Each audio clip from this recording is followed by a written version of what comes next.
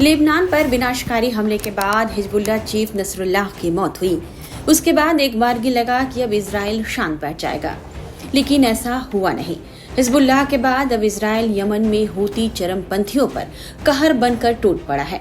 29 सितंबर को एक बयान में इजरायली सेना ने बताया कि उसने यमन में हूती विद्रोहियों के ठिकानों पर भी बड़ा एयर स्ट्राइक किया है। इजराइल का दावा है कि उसके फाइटर जेट ने यमन के रास ईसा और होदेईदा बंदरगाह पर हमला किया है। सेना ने यमन के होदेदा शहर में बिजली संयंत्रों और समुद्री बंदरगाहों को भी निशाना बनाया है। गौर करने वाली बात यह है कि जुलाई से सितंबर के बीच हूती विद्रोहियों पर किया गया इजराइल का यह दूसरा बड़ा हमला है। इससे पहले जुलाई में तेल अवीव में ड्रोन हमले के बाद इजरायली जहाजों ने होदेईदा पोर्ट पर बम बरसाए थे। इजराइल डिफेंस फोर्स ने सोशल मीडिया प्लेटफॉर्म एक्स पर ताज़ा हमले की जानकारी दी है। इजराइल डिफेंस फोर्स ने बताया है, हाल ही में हूती विद्रोहियों ने इजराइल पर हमला किया था। एक कार्रवाई इसी हमले के खिलाफ इजराइल ने की है। इस हमले में कई बंदरगाहों को निशाना बनाया गया। इन बंदरगाहों का उपयोग हूती सैन्य आपूर्ति और तेल के अलावा ईरानी हथियारों को ट्रांसफर करने के लिए किया जाता था। इस हमले में यमन के कई टैंकरों में भीषण आग लग चुकी है। इजराइल ने जो हूती विद्रोहियों पर हमला किया है, इस हमले में इजरायली वायुसेना के दर्जनों विमान शामिल थे।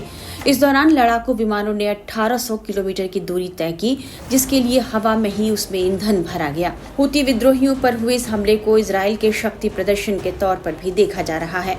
हमले के दौरान इजरायली लड़ाकू विमानों ने यमन के होदेईदा बंदरगाह पर जबरदस्त बमबारी की, जिससे पूरा इलाका दहल गया। रिपोर्ट्स के मुताबिक इजराइल के इस हमले में बड़ी संख्या में हूती विद्रोही हताहत हुए हैं। इजरायली सेना का कहना है कि हूतियों पर यह हमला इजराइल पर हाल ही में हुए हमले के जवाब में था। रिपोर्ट्स के मुताबिक हूतियों ने 28 सितंबर को बेन गुरियन हवाई अड्डे पर बैलिस्टिक मिसाइल से हमला किया था। हूतियों का यह हमला तब हुआ जब इजराइल के प्रधानमंत्री बेंजामिन नेतन्याहू वहां पहुंच रहे थे। ग्रुप के अल मसीरी टीवी पर 28 सितंबर को प्रसारित एक बयान में ग्रुप के सैन्य प्रवक्ता याहिया सारियाह ने यह ऐलान किया और कहा कि इजराइल के प्रधानमंत्री बेंजामिन नेतन्याहू के आगमन पर बेन गुरियन एयरपोर्ट पर एक बैलिस्टिक मिसाइल दागी गई।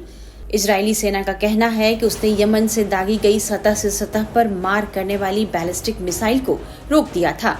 दावे के मुताबिक मिसाइल ने इजराइल के प्रधानमंत्री नेतन्याहू के विमान को निशाना बनाने की कोशिश की थी, जब वह बेन गुरियन हवाई अड्डे पर उतरने ही वाले थे।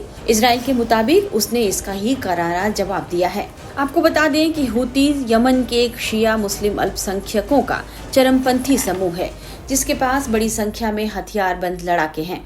इसकी शुरुआत 1990 से मानी जाती है। यमन के पूर्व राष्ट्रपति अली अब्दुल्लाह सालेह की कथित भ्रष्टाचार से लड़ने के लिए समूह के रूप में हूती का गठन हुआ था। समूह का नाम इसके संस्थापक हुसैन अल हूती के नाम पर रखा गया। 2010 के दशक की शुरुआत में अरब क्रांति के समय स्थिति का लाभ उठाकर इसने अपनी स्थिति यमन में मजबूत की। 2014 के आखिर में हूती लड़ाकों ने यमन की राजधानी सना पर नियंत्रण कर लिया और फरवरी 2015 तक उन्होंने देश पर नियंत्रण करने की घोषणा की। समूह का एजेंडा इस्लाम को बढ़ावा देना और यहूदियों को खत्म करना है। यहूदी देश होने की वजह से ही हूती इजराइल को अपना दुश्मन मानता है। हूती विद्रोही ईरान के उसी रणनीतिक सहयोग का हिस्सा है जिसके चक्कर में हमास और हिजबुल्लाह है। ये भी हमास और हिजबुल्लाह के साथ मिलकर इजराइल, अमेरिका और पश्चिमी देशों के खिलाफ मोर्चा खोले रखता है। इजराइल के गाजा में अभियान शुरू करने के बाद से ही हूती विद्रोही लाल सागर में इजराइल से जुड़े जहाजों को निशाना बनाते रहते हैं। इसके साथ ही हूतियों ने इजराइल के ऊपर ड्रोन भी भेजे हैं। हूती विद्रोही अमेरिका और अन्य पश्चिमी देशों के जहाजों को भी लाल सागर में निशाना बनाते हैं। लिहाजा सवाल यह भी उठ रहा है कि क्या ऐसे हमले हूतियों को रोक पाएंगे, जिसमें अमेरिका और ब्रिटेन भी नाकाम हो चुके हैं। दरअसल लाल सागर में हूती विद्रोहियों के हमले को रोकने के लिए अमेरिका और ब्रिटेन ने यमन पर कई बार जबरदस्त बमबारी की थी। इन बमबारियों में हूतियों के कई महत्वपूर्ण ठिकाने तबाह भी हो गए। इसके बावजूद हूतियों के हमले रुकने का नाम नहीं ले रहे। अमेरिका और ब्रिटेन ने मिसाइलों, ड्रोन और लड़ाकू विमानों से हूतियों को निशाना बनाया, उसके युद्धपोतों और एयरक्राफ्ट करियर को तबाह किया, लेकिन ये सभी नाकाफी साबित हुए। इसके उलट हूतियों ने लाल सागर से होने वाले व्यापार को ठप कर दिया, जिसका असर समुद्री परिवहन पर देखने को मिला। देखना होगा कि इजराइल का यह ताज़ा हमला किस तरह हूती विद्रोहियों के हौसले पस्त करता है। हिजबुल्लाह की तरह हूतियों को भी खत्म करना इजराइल के लिए एक बड़ी चुनौती है। और सटियाए हुए बाइडन साहब दुनिया भर में कह रहे थे कि मैं सारे युद्ध ख़त्म करना चाहता हूँ। उन्होंने इजराइल से अफ़गानिस्तान से प्रेसिपिटेट विड्रॉल किया और अब देखो चारों तरफा आग लगी हुई है। रशिया यूक्रेन वॉर तीसरे साल में जा रही है, ये 1 साल कंप्लीट हो रहा है और वहाँ आगाज़ लग रहा है, अंदेशा लग रहा है कि चीन भी ताइवान पे या फिलीपींस पे धावा बोल देगा। तो ये तो वर्ल्ड वॉर तो साहब शुरू ही शुरू है। तो इसके चलते अब आने वाले दिनों में क्या होगा ये बहुत क्रूशल है। कितना पलटवार में एस्केलेट करना चाहता है हिजबुल्लाह, या ईरान आना चाहता है, या वो समझ गए कि साहब हम इज़राइल पे काबू नहीं पा सकते। इज़राइल की शक्ति, सैनिक ताकत बहुत ज़्यादा है। इज़राइल भी कीन है कि अपनी डेटरेंस को रीएस्टैब्लिश करने के लिए। कूटनीतिक मायना तो ये है कि अगर अनरिस्ट्रेंड एस्केलेशन हो जाती है, all out war middle east में हो जाती है, ईरान, उसके प्रॉक्सीज, हौती, हिजबुल्लाह और हमास, ये सारे टूट पड़ते हैं। शिया मिलिशिया जो सीरिया और इराक में हैं वो भी टूट पड़ते हैं।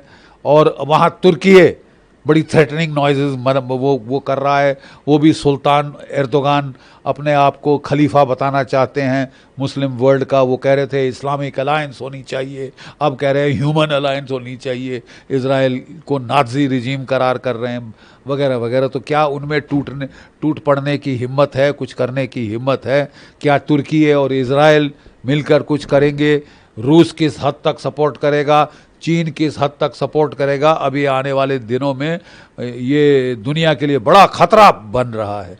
और अगर इस टाइप की एस्केलेशन होती है तो जैसे मैंने आपको समझाया कि पहले तो ग्लोबल इकोनॉमी पे हिट होगा, ऑयल की प्राइसेस चढ़नी शुरू होंगी, they can go through the roof. और ऑयल की प्राइसेस चढ़ गई तो दुनिया भर में इन्फ्लेशन हो जाएगी। इकोनॉमी जो पहले तो कोविड से चरमरा गई थी, फिर वो रशिया यूक्रेन वॉर से चरमराई, फिर जो हाउतीज हमला कर रहे हैं रेड सी पे, सारी जो ट्रेड है वो केप ऑफ गुड होप से साउथ अफ्रीका के चारों तरफ से होके जा रहा है, कॉस्ट बढ़ गए हैं, वो सब बढ़ गया है। तो इस एस्केलेशन से इकोनॉमिक नुकसान तो दुनिया भर का होगा, ग्लोबल इकोनॉमी का होगा, अमेरिका का होगा, मिडल ईस्ट का होगा, इज़राइल का होगा। और किस हद तक दुनिया अभी राजी है इसको सहने के लिए? लगता है कि अमेरिका और यूरोप तो आमादा हो गए हैं कि वर्ल्ड वॉर 1 हमने करी, वर्ल्ड वॉर 2 हमने करी, वर्ल्ड वॉर 3 भी हम करेंगे और दुनिया भर को भाषण देंगे, लेक्चर देंगे, मॉरल लेक्चर देंगे कि भाई रैशनैलिटी का इस्तेमाल करो, रीज़न का इस्तेमाल करो। और खुद देखो साहब कर क्या रहे हैं।